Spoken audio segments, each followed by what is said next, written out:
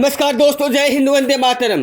लोकसभा का चुनाव राहुल कस्वा ने लड़ा तो वो चुनाव 100 साल तक उसे याद रखना पड़ेगा। आइए दोस्तों, हम आपको बताते हैं। अगर आप राहुल जी कस्वा के फैन हैं तो वीडियो को लाइक जरूर करना। दोस्तों, लोकसभा का चुनाव जो 6 महीने पहले हुआ, आप लोगों ने देखा होगा। वो एक ऐसा चुनाव था जो राहुल कस्वा को पीढ़ियां दर पीढ़ियां याद रहेगा और रखना भी पड़ेगा।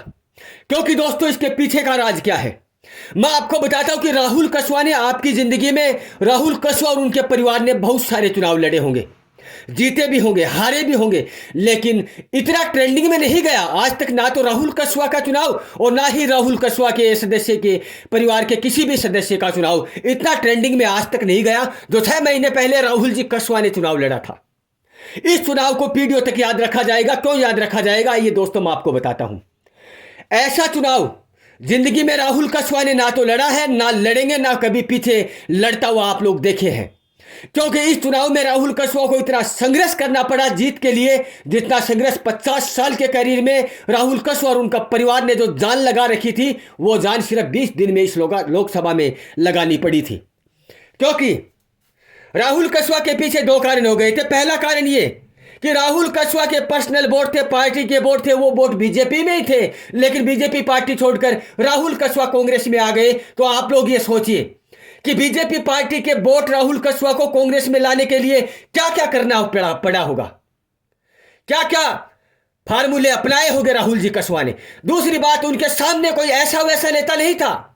उनके सामने नेता था जो 35-40 साल से लगातार चूरू में विधायक बनकर हमेशा जीत दर्ज करते आए हैं, राजेंद्र सिंह राठौड़।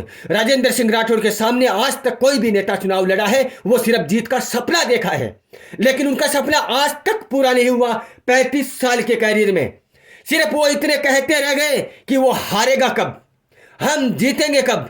यह राजेंद्र सिंह राठौड़ की फैन प्लेइंग थी 35 साल से, और उन फैन प्लेइंग को तोड़ने के लिए राहुल जी कस्वा को बीजेपी पार्टी छोड़कर कांग्रेस में आना पड़ा। और कांग्रेस में आने के बाद भी राहुल कस्वा को 50 साल के कैरियर की ताकत को सिर्फ 20 दिन में चूरू जिले पर कुर्बान करनी पड़ी, तब जाकर यह चुनाव राहुल कस्वा जीत पाए। इस बात में कितनी सच्चाई है, ये आप लोग कमेंट बॉक्स में बताएंगे।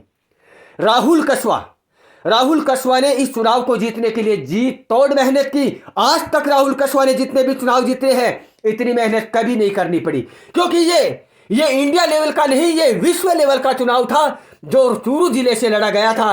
Devendra Jhajharia versus Rahul Kaswan and Rajendra Singh Rathore. ये एक ऐसा चुनाव बन गया था। अब लोग ये सोच रहे हैं कि ये चुनाव इतिहास के पन्नों में लिखा जाएगा।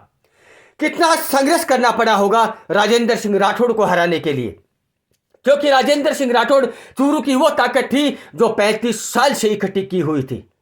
और राहुल कस्वा का मुकाबला पहली बार हुआ है। वो हमेशा साथ रहकर राजनीतिक और रणनीति बनाया करते थे, लेकिन अब की बार अलग अलग रहकर उन लोगों ने रणनीति बनाई और राजेंद्र सिंह राठौड़ को यह चुनाव राहुल कस्वा हराने में सफल हो गए। लेकिन इस चुनाव को 100 साल तक इसलिए याद रखा जाएगा कि राहुल कस्वा ने उस इंसान को हराया जो 35 साल से चूरू जिले में लगातार राज करता आ रहा है। उस शहंशाह को हराया गया था जो चूरू जिले में कांग्रेस का हर एक कैंडिडेट सिर्फ उसे हराने का सपना देखता था।